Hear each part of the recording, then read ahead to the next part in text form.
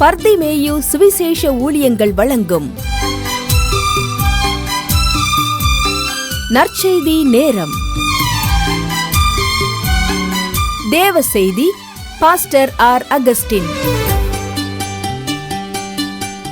இந்த நாளில் உங்களோடு எப்போதும் போல இந்த புதிய வருஷத்திலே மறுபடியும் சந்திப்பதற்கு தேவன் கொடுத்திருக்கிற நல்ல தருணத்திற்காய் ஸ்தோத்திரம்.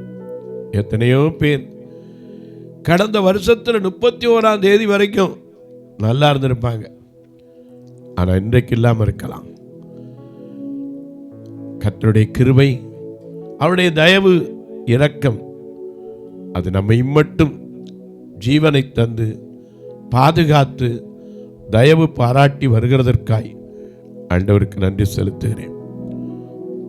அநேகர் கேட்குறீங்க, ஒரு நாள் அவ்வளோ விசேஷமாயா அப்படிங்கிறீங்க. ஒரு நாளை கூட்டி கொடுத்ததுக்கே பெரிய கிருபைன்னு சொல்கிறீங்களே எப்படின்னு கேட்குறீங்க. கடந்த வாரத்தில் ஒரு அம்மையார் ஆப்ரேஷனுக்கு போகிறதுக்கு காலையில் 8 மணிக்கு ஃபோன் பண்ணுறாங்க. ஐயா, எனக்கு ஒரு ஆப்ரேஷன் நடக்க போகுது, ஜெபம் பண்ணிக்கங்க. சரியாக 10 மணிக்கு உள்ள போவேன், 11 மணிக்கு முடிஞ்சிடும், 1 hour தான். அதில் நான் நல்லா வரணும்னு ஒரு வார்த்தை ஜெபம் பண்ணுங்கன்னாங்க. அவங்க காதில் வச்சு ஜெபம் பண்ணி அனுப்பினேன். 11 மணிக்கு ஆப்ரேஷன்லேருந்து வெளியே வந்த உடனே அவங்களுக்கு கொஞ்சம் தெளிவு இருந்தது. ஃபோனில் காதில் வச்சு கர்த்தர் நேர்த்தியாக செய்து முடிச்சிட்டாருன்னு சொன்னாங்க. நானும் ஜெபம் பண்ணி, ஆண்டவரே உமக்கு ஸ்தோத்திரம், நன்றி ஜெபம் பண்ணேன். 6 மணிக்கு ஒரு செய்தி வந்தது, அவர்கள் மரித்தார்கள் என்று. ஏன் தெரியுமா? ஒரு வெட்டு வந்துச்சான். வெட்டுனா ஃபிட்ஸ் மாதிரி. அதில் அவ்வளோதான். ஒவ்வொரு நிமிஷமும் தேவனுடைய கிருபை இல்லாவிட்டால் எத்தனை பரிதாபம். இந்த புதிய வருஷத்தில் அடியெடுத்து வைத்திருக்கிற உங்களுக்கு எனக்கும் கர்த்தருடைய கிருபை இம்மட்டும் இருந்ததை விட இனியும் நம்மோடு இருந்து போகிற இடமிலெல்லாம் நம்மை காத்து ஒரு தீங்கும் அணுகாமல் காக்க வேண்டும் என்று எப்போதும் போல உங்களுக்காய் ஜெபிப்பதற்கு முன்னே இந்த வருஷத்தின் வாக்கு தத்துவத்தை உங்களோடு பேசி வருகிறேன். சங்கீதக்காரன் சொன்ன ஒரு வார்த்தை 9வது சங்கீதத்திலே 10வது வசனத்திலே. நீங்கள் எல்லாம் கேட்டுக்கிட்டு வாரீங்க. 6 நாட்கள் இதை குறித்தான் உங்களோடு பேசி வருகிறேன். கர்த்தாவே, உம்மை தேடுகிறவர்களை நீர் கைவிடுகிறதில்லை. ஆதலால் உம்முடைய நாமத்தை அறிந்தவர்கள் உம்மையே நம்பி இருப்பார்கள். இதுதான் இந்த வருஷத்தினுடைய வாக்கு தத்துவம். கர்த்தரை தேடுறவங்களுக்கு வேதம் சொல்லுது, ஒரு நன்மையும் குறைபடாது. சங்கீதக்காரன் 34:10 சொல்றான், சிங்கக்குட்டிகள் தாழ்ச்சி அடைந்து பட்னியா தான் இருக்கும், ஆனா கர்த்தரை தேடுகிற ஒரு மனுஷனுக்கு ஒரு நன்மை கூட குறைபடாது என்று வேதம் சொன்னபடி நன்மையான எந்த ஈவும் பூரணமான எல்லா வரங்களும் பரத்திலிருந்து உண்டாகி ஜோதிகளின் பிதாவிடத்திலிருந்தான் இறங்கி வருதான். என கண்பானவர்களே, கர்த்தாவே, உம்மை தேடுகிறவர்களை நீங்களும் உங்கள் வேதாகமத்தை எங்கே இருந்தாலும் சரி, தயவு செய்து இந்த நிகழ்ச்சியை பார்க்கும்போது மறக்கவும் கூடாது, மறந்து இருக்கவும் கூடாது. என்ன பிரதர், உங்கள் பைபிளை தயவு செய்து எடுங்க, வேற ஒன்றும் கிடையாது. எடுத்து என்னோடு சேர்ந்து திருப்பிக் கொள்ளுங்க. 9ஆம் சங்கீதத்திலே 10வது வசனத்தை அப்படி எல்லாரும் எடுப்பீங்களா? அப்படி எடுக்க வரைக்கும் நீங்களும் நானும் அல்லேலூயா எப்படி பாடுவேன், என் இயேசு எனக்கு செய்ததை எப்படி பாடுவேன், என் இயேசு எனக்கு செய்ததை.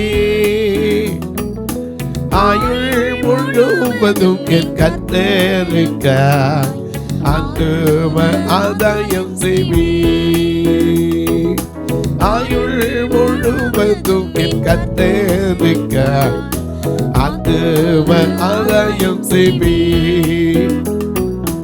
எப்படி பாடுவேன், என் இயேசு எனக்கு செய்ததை எப்படி பாடுவேன், என் எனக்கு செய்ததை. ஆயுள் முழுவதும் என் கத்தருக்க ஆத்தும ஆதாயம் செய்வீர். ஆயுள் முழுவதும் என் கத்தருக்க ஆத்தும ஆதாயம் செய்வீர்.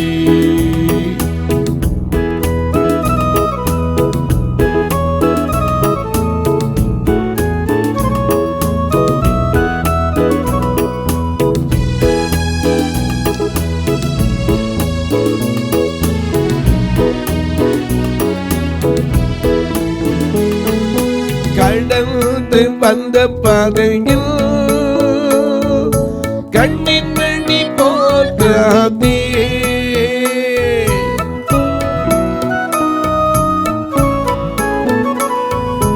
கடந்து வந்த பாதையில் கண்ணின் மணி போற்றாதே. கண்டுகளவும் குறை வைக்காமலே கண்டுகளவும் குறை வைக்காமலே அதிகமாய் ஆசீர்வதித்தே. அதிகமாய் ஆசீர்வதித்தே. எப்படி பாடுவேனா என் ஏதோ எனக்கு செய்ததே. ஆயுள் முழுவதும் என் கத்தருக்க ஆத்தும ஆதாயம் செய்வீர். ஆயுள் முழுவதும் என் கத்தருக்க ஆத்தும ஆதாயம் செய்வீர்.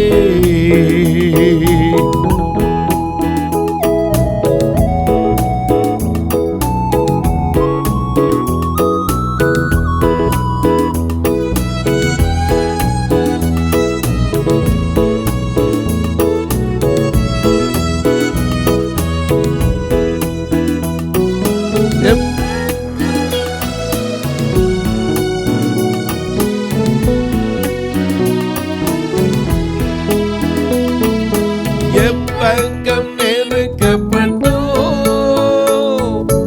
ஒடுங்கி நான் போவதில்லை.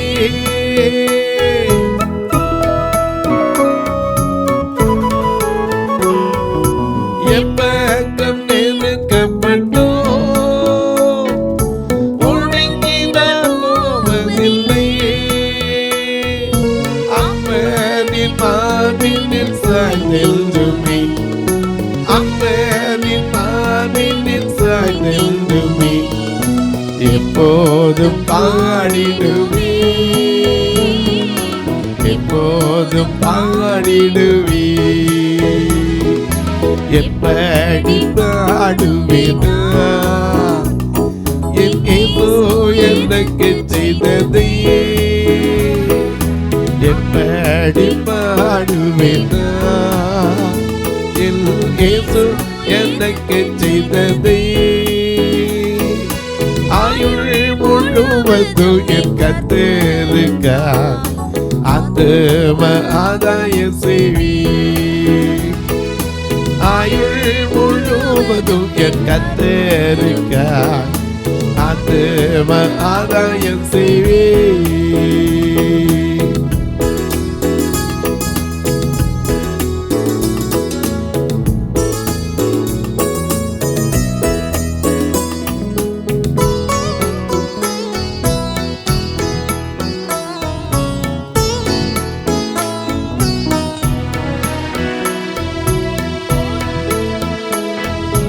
ஒரு வழி அடையும் போது புது வழி திறந்ததுவா.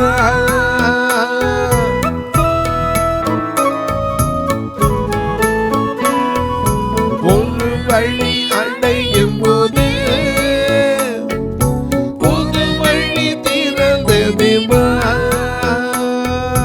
திறந்த வாசலை என் வாழ்க்கையில் திறந்த வாசலை என் வாழ்க்கையில் அடைக்காத ஆண்டவரல்லோ. அடைக்காத ஆண்டவரல்லோ. எப்படி பாடுவேனா என் இயேசு எனக்கு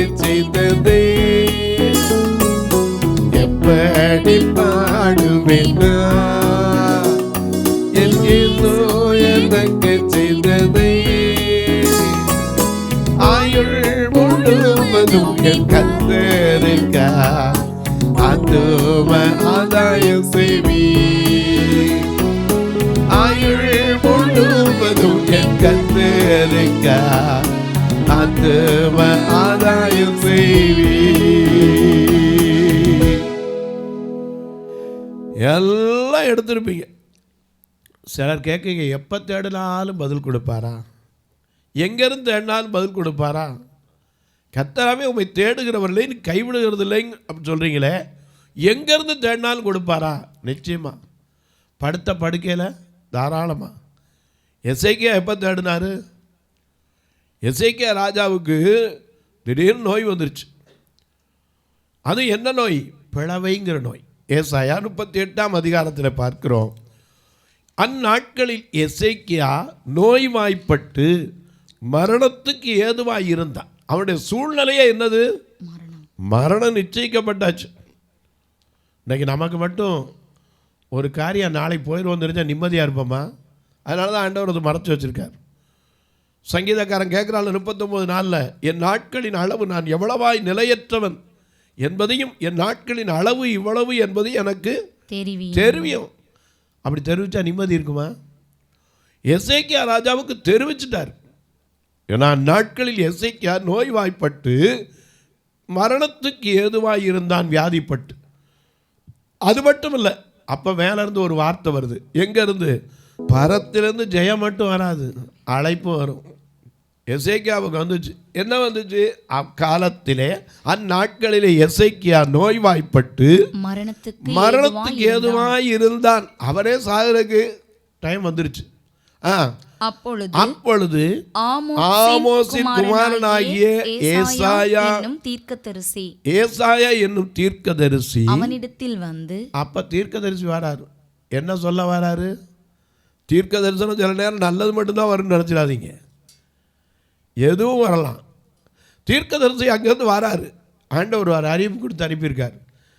என்ன சொல்ல வராரு? தீர்க்கதரிசி அவனிடத்தில் வந்து அவனை நோக்கி, நீர் உமது வீட்டு காரியத்தெல்லாம் ஒழுங்குபடுத்தும், நீர் பிழைக்க மாட்டீர். இதை சொல்றதுக்கு அங்கிருந்து வந்திருக்காரு. பரத்திலிருந்து நன்மையான ஈவுகள் நாள்தோறும் தருகிற தேவன். அதே சமயத்தில் நம்ம கணக்கு முடிக்கிறது அங்கேருந்து தான் சொல்லுவார். ஏன்னா நம்ம அங்கே விட்டு தான் போய் சேரணும். தன்னோடு வைத்துக் கொள்றது தான் வச்சிருக்காரு. ஆகையினால அங்கே சொல்லி அனுப்புனார், நீ போய் எசேக்கியாட்ட சொல்லு. என்ன சொல்ல? உன் வீட்டு காரியத்தில் என்ன செய்? ஒழுங்குபடுத்தும். இனிமே நீ என்ன செய்ய போறதில்ல? பிழைக்க போறதில்லை.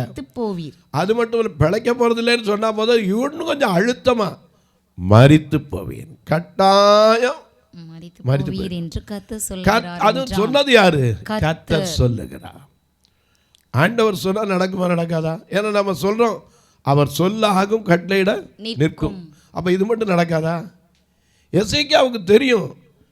உடனே பார்த்தா இனிமே எந்த இடத்துலையும் அப்ளிகேஷன் போட்டு பிரயோஜனம் இல்லை, எந்த மருத்துவத்தையும் போய் பிரயோஜனம் இல்லை, யார்கிட்ட பேசியும் பிரயோஜனம் இல்லை. யாரை மட்டும்தான் தேடணும்? கர்த்தாவே உம்மையை தேடுகிறவர்களை நீர் என்ன செய்கிறது இல்லை? கைவிடுகிறதில்லை. இதை அறிந்தவன். ஏன்னா எசேக்கியா தான் தன்னுடைய தேவனாகிய கர்த்தர் மேல் வைத்த நம்பிக்கையிலே அவனைப் போல ஒருவன் அவனுக்கு முன்னாடியும் கிடையாது, பின்னாடியும் இல்லை. 2 ராஜாக்களில் 20ஆம் அதிகாரத்தில் நாம் அதை குறித்து 18ஆம் அதிகாரத்தில் வாசிக்கும் போது 3ஆம் வசனத்தில் வாசிக்கிறோம். எசேக்கியா ராஜாவை போல ஒரு மனுஷனை பார்க்கவே முடியாது. மிக அழகாக எழுதி வச்சிருக்கார். 2 ராஜாக்கள் 18ஆம் அதிகாரம் 3ஆம் வசனத்தை பாருங்க. ஏன்னா இதே காரியம் அங்கேயும் நமக்கு எழுதப்பட்டிருக்கு. 20ஆம் அதிகாரத்தில் எழுதப்பட்டிருக்கு. அவன் தன் தகப்பனாகிய தாவீது செய்தபடியெல்லாம் கர்த்தரின் பார்வைக்கு செம்மையானதை செய்தான். அவன் மேடைகளை அகற்றினான், சிலைகளை தகர்த்தான், இதெல்லாம் செஞ்சான். விக்கிரக தோப்புகளை வெட்டி மோசே பண்ணியிருந்த வெண்கல சர்ப்பத்தை உடைத்து, அதாவது நிங்குஸ்தானை உடைத்து போட்டான். அவன் இஸ்ரவேலின் தேவனாகிய கர்த்தரின் பேரில் வைத்த நம்பிக்கையிலே அவனுக்கு முன்னும் ஒருத்தனும் கிடையாது. எந்த யூதாவின் ராஜாக்கள் போல அவனை போல ஒருவனும் இருந்ததில்லை. அவன் கர்த்தரை விட்டு பின்வாங்காமல் அவரை சார்ந்திருந்தான். அவரையே சார்ந்திருந்தான். ஏன்னா நம்ம பாடுறோம்ல, என்ன பாடுறோம்?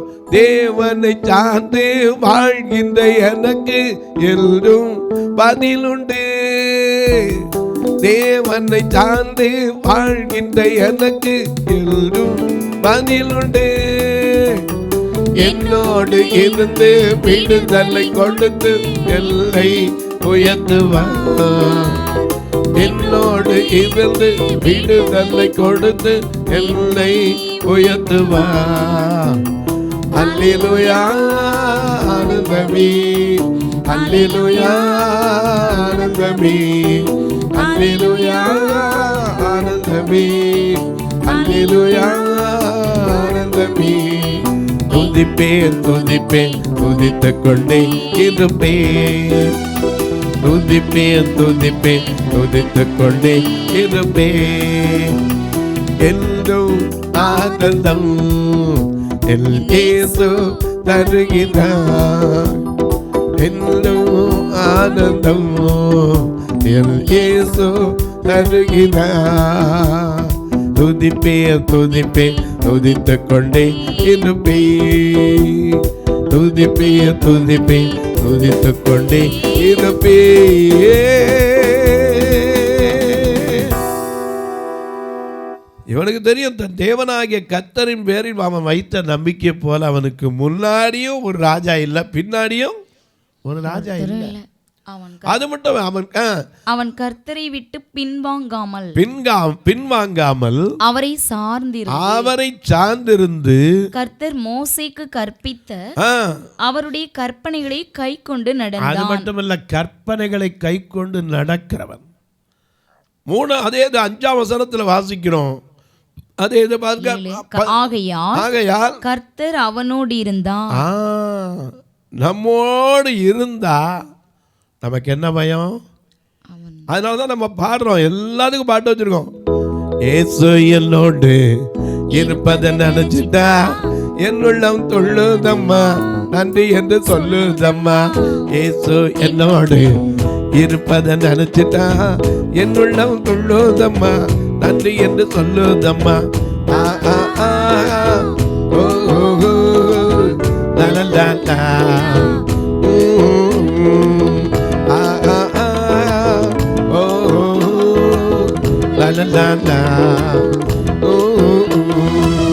ஏசு என்னோடு இருப்பதை நினைச்சிட்டா என்னுள்ளம் துள்ளுதம்மா, நன்றி என்று சொல்லுதம்மா.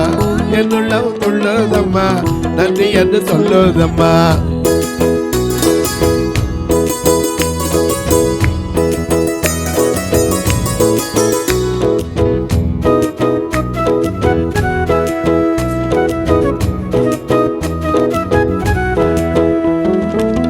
கமல கண்டம் எல்லாம் கம்ப்ளீட்டா மறையுதம்மா. கமல கண்டம் எல்லாம் கம்ப்ளீட்டா மறையுதம்மா. நீங்குதம்மா பரலோகம் தெரியுதம்மா. பாடி நீங்குதம்மா பரலோகம் தெரியுதம்மா. அகிலம் ஆழு தெய்வம் என் அன்பு இதய தெய்வம். அகிலம் ஆழு தெய்வம் என் அன்பு இதய தெய்வம். ஏசு என்னோடு இருப்பதை நினைச்சிட்டா என்னுள்ளம் துள்ளுதம்மா, நன்றி என்று சொல்லுதம்மா. என்னுள்ளம் துள்ளுதம்மா, நன்றி என்று சொல்லுதம்மா. ஓ லா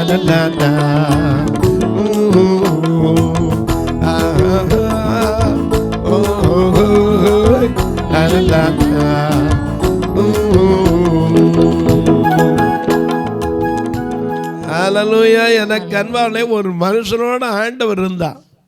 யோசேப்போடு கர்த்தர் இருந்தார். கர்த்தர் யோசேப்போடு இருந்தார். அவனும் யாரோட இருந்தான்? கர்த்தரோடு இருந்தான். அதனால்தான் அவன் காரிய சித்தி உள்ளவனானான். இல்லாட்டா ஒரு பிரயோஜனம் கிடையாது. இயேசுவும் சொன்னார், நீங்க என்னை இல்லாம நீங்க உங்களால் என்ன செய்ய முடியாது? ஒன்றும் செய்ய முடியாது. நீங்கள் என்னிலும் என் வார்த்தை உங்களிலும் நிலைத்திருந்தால் கனிகளை கொடுப்பீர்கள். இங்கே எசேக்கியா ராஜா தன் தேவனாகிய கர்த்தர் மேல் வைத்த நம்பிக்கை மட்டுமல்ல, அவனோட கர்த்தர் இருந்தார், கர்த்தர் அவனோடு இருந்தார், அவனும் இருந்தான். அவன் செய்த காரியங்கள் எல்லாம் அவனுக்கு என்ன செய்தது? வாய்க்க செய்தது. 7ஆம் வசனத்துல பாருங்க, அதே 18:7. ஆகையால் கர்த்தர் அவனோடு இருந்தார். கர்த்தர் அவனோடு இருந்தார். அவன் போகிற இடம் எங்கும் அவனுக்கு அனுகூலமாயிற்று. ஆனா அப்படி இருந்தா அவனுக்கே என்ன வந்துச்சு? நோய், இனிமே சாக போறப்பா, பிழைக்க மாட்டேன். யாருக்கு வருங்க?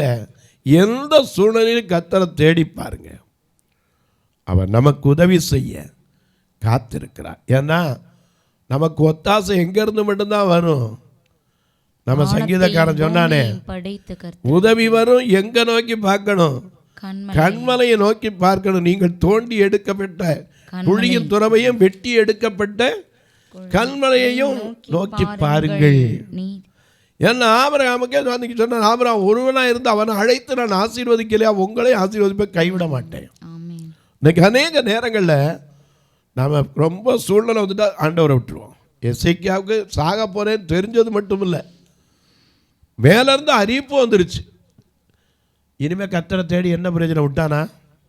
இல்லையே. நாமளா தான் சொல்லிப்போம், ஆமாம் அவரே முடியாதுன்ட்டாரு, இனிமேல் என்ன? அவரை தேடி என்ன பிரயோஜனம்ன்றோம். இவன் தேடுறான். அது எப்படி தேடுறான்? அழகா தேடுறான். தன் முகத்தை. அப்பொழுது எசேக்கியா தன் முகத்தை சுவர்புறமாக திருப்பி. ஏன்னா இங்க திருப்பினா மந்திரி தெரியுமா, ஒருவேளை அரண்மனையில் இருக்கிற சேவகன் தெரியுமா, ஒருவேளை அவனுக்கு இருக்கிற குடும்பத்தை நினைச்சு ஐயோ அழ வேண்டி வந்துடும். சுவர்புறமாய் தன் முகத்தை திருப்பி கொண்டு கர்த்தரை நோக்கி, கர்த்தாவே நான் உமக்கு முன்பாக. வேற ஒருத்தட்டையும் பேசல, கர்த்தர்ட்ட மட்டும்தான் பேசுறான். உமக்கு முன்பாக உண்மையும் மன உத்தமமுமாய் நடந்து உமது பார்வைக்கு நலமானதை செய்தேன் என்பதை ஒரு விஷயம் நினைத்தருளும். சிம்சோன் ஜெபம் இல்லையா, 2 கண்களுக்கு தீர்வையாக இந்த ஒரு விஷயம் நினைத்தருளும். இவன் அழுதான், ஆண்டவர் நோக்கிட்டு அழுதான். ஏன்னா அவர் கண்ணீரை காண்கிறவர், கதறுதலை கேட்கிறவர், வேதனைகளை அறிகிறவர். எகிப்தில் இருக்கிற என் ஜனத்தின் உபத்திரவத்தை பார்த்தேன், அவர்கள் இடுகிற கூக்குரலை கேட்டேன் என்று சொன்னவர். எசேக்கியா சோர்புறமாக திரும்பிக்கிட்டு, உமக்கு முன்னாடி நான் என்ன செஞ்சேன்? உண்மையாக இருந்தேன், உத்தமமாக இருந்தேன், மன உத்தமமாக நடந்தேன், நல்லதை தான் செய்தேன், என்னை நினைத்தரணும்னா. அப்போ தேடினவுடனே எல்லாரும் என்ன சொல்லியிருப்பாங்க? தீர்க்கதரிசியே சொல்லிட்டாரு. அவர் தான் வந்து சொன்னாலும் நடக்குவேன். தீர்க்கதரிசி யாரு? வரப்போகிற காரியத்தை என்ன செய்கிறவர்? அறிவிக்கிறவர். சம்பவிக்க போகிற காரியத்தை அவர் சொல்லுவார். ஏன்னா அவரே சொல்லிட்டாரு, நான் செய்ய போகிறதை என்னுடைய ஊழியக்காரனுக்கு என்ன செய்வேனோ மறைப்பேனோ அப்படின்னு சொல்லி. ஆபிரகாமுக்கு சோதோம் குமரா அடியும் போது சொல்லலையா? அழிக்க போக முன்னாடியே இவர் சொல்லியாச்சு. ஆனாலும் கர்த்தரை தேடுறான். ஏன் தெரியுமா? அவரை விட்டா நம்ம எங்க போறது? வேற ஒருத்தரும் கிடையாது வழி. ஏன்னா மரணம் நிச்சயிக்கப்பட்டா பரவாயில்ல, மேலிருந்து அறிவிப்பு வந்தாச்சு. இனிமேல் யாரை தேடுறது?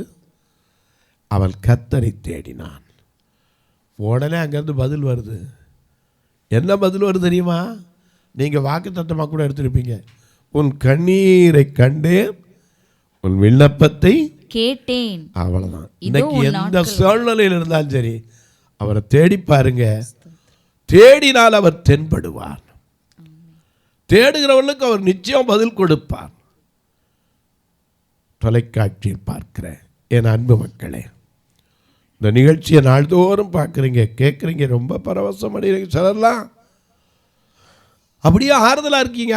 நான் பேசினா ஆறுதலாக இருக்காது, ஆண்டவர் பேச வைக்கணும். நான் பேசுனா என்னத்தை பேசுவேன், என்னத்தையும் உளறி கொட்டுவேன், அவ்வளோதான். எனக்குள்ளேருந்து அவர் பேச வைக்கணும். மோசையை போல தான் நானும் சொன்னேன், ஆண்டவரே நான் கண்ணும் தெரியாது, பைபிள் எடுத்து வாசிக்கவும் முடியாது, எனக்கு சரியாக பேச தெரியுமா? நான்லப்பா பேச வைக்கிறேன். அவர் பேச வைக்கிறவர். ஏன்னா நமக்கு என் நாவில் சொல் பிறவாததற்கு முன்னே தாவீது சொன்னான், என் நாவில் சொல் பிறவாததற்கு முன்னே நீர் என்னை அறிந்திருக்கிறீர். அவருக்கு தெரியும், அவர் பேச வைக்கிறார். இந்த நிகழ்ச்சியை எப்போதும் பார்க்குறீங்க, கேட்குறீங்க, சந்தோஷப்படுறீங்க, நல்லது. ஒரு வார்த்தை ஜெபம் பண்ணுங்க, தொடர்ந்து வரணும். இந்த வருஷத்துலேயும் தடையில்லாமல் வரணும். இந்த வருஷம் யார் யார் மரண பயத்தோடு இருக்கீங்களோ ஆண்டவர் உங்களுக்கு வாழ்நாளில் எசேக்கியாவை கூட்டி கொடுத்தது உண்மையானா உங்களுக்கும் கூட்டி கொடுப்பார். அவர் வியாதியிலேருந்து எழுப்புறது உண்மையானா உங்களை வியாதியிலேருந்து எழுப்புவார். மனம் சொந்துடாதீங்க, கேட்கறதோடு விட்டுறாம ஒரு வார்த்தை ஜெபம் பண்ணுங்க. ஒருவேளை கேட்குறீங்க சிலர்லாம், ஐயா நாங்கள் எப்படி தூரத்தில் இருக்கோம், எப்படி உங்களை தொடர்பு பண்ணுறது? உங்கள் ஜெபக்காரியங்களாக இருந்தால் தாராளமாக எழுதி அனுப்புங்க. அல்லது ஃபோனில் ஜெபம் பண்ணா போனால் காலையில் 10லேருந்து 5 மணிக்குள்ளே ஃபோன் பண்ணுங்கள். இங்கே காமிக்கிற 2 நம்பரில் ஜிபே உண்டு, ஃபோன்பே உண்டு. இது வழியாக நீங்கள் தொடர்பு கொள்ளலாம். இந்த வருஷத்துலேயும் ஜெபம் பண்ணிகிட்டு இருக்கோம், பெண்களுக்கு எப்படியாவது ஒரு அறையை கட்டி முடிச்சிடணும்னு சொல்லி ஆண்டவர் எழுப்பி தரணும். ஏன்னா பார்வை இழந்த பெண்கள், வயதானவங்க எத்தனையோ பேர் கிராமங்கள்லேருந்து ஃபோன் பண்ணுறாங்க, ஐயா எல்லாம் என்னை கைவிட்டாங்கய்யா, அதனால தான் ஆண்டவரை தேடி நிற்கிறேன். அப்படிப்பட்டவங்களும் தங்கி இருப்பதற்கு ஒரு இடத்தை கட்ட இந்த 15ஆம் தேதியிலேருந்து ஆரம்பிக்கிறோம். ஒரு சதுரடி 2300 தான். எனக்காக ஒரு 700 சதுரடியில் அவங்க நல்லா சௌரியமாக இருக்கிறதுக்கு, ஏன்னா ஒரு 10-20 பேர் இருந்தாலும் நல்லா இருக்கிறதுக்கு, ஃப்ரீயாக இருக்கிறதுக்கு எல்லா வசதியோடு கட்டணும். ஆண்டவர் அதுக்கு ஏவுகிறவர்களை ஏற்படுத்தி தர வேண்டும். உங்கள் பிறந்த நாள், திருமண நாள் போன்ற நல்ல நாட்களிலே இந்த பார்வையற்ற மக்கள் திருச்சபையில் ஆத்துமாக்களை அழைத்து வர்றதுக்கு வேனுக்கு உதவலாம். ஏன்னா ஒரு நாளைக்கு இந்த மக்களை கூட்டிகிட்டு வரதுக்கே 4000 வேன் சார்ஜ் வருது. அவங்கள சாப்பிட வச்சு தான் அனுப்புவேன். நீங்களும் வந்து கூட கலந்து கொள்ள வேண்டும் என்று ஆசைப்பட்டால் தாராளமாக வரலாம். இப்போவும் உங்களுக்காக நான் ஜெபிக்க போகிறேன்.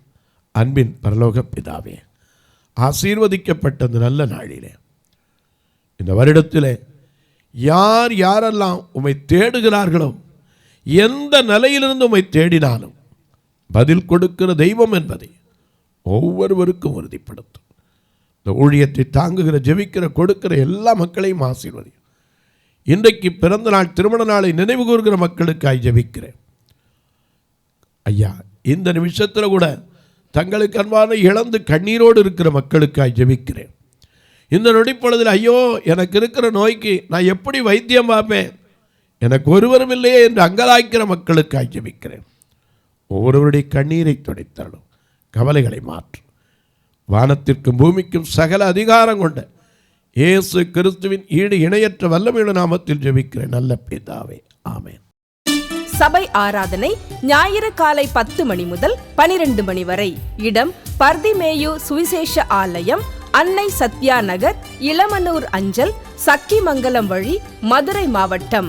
பின்கோட் 625201 மற்றும் பர்திமேயு சுவிசேஷ ஜெப வீடு, flat number 107, Eden garden, Muthur, Tirunelveli.